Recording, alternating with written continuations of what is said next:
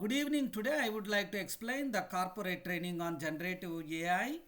What is meant by generative AI? We are creating anything new which is not existed in the real-time environment by using generative adversarial networks and variational autoencoders.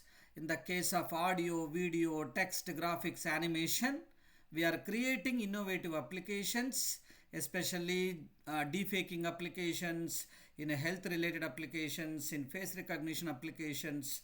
These are the 13 concepts I would like to explain. Introduction to AI, Python programming, probability and statistics, data structures and algorithms, database and data warehousing, generative AI, data science and data mining, natural language processing, big data technologies, artificial neural networks, machine learning, deep learning, augmented reality, virtual reality, and followed by the various case studies like groundwater and climate change data analysis using AI, ML and DL techniques, COVID-19 and variants virus prediction detection using AI, ML and DL techniques, Ebola virus prediction detection using AI, ML and DL techniques, prostate and breast and skin and lung cancer prediction using AI, ML and DL techniques.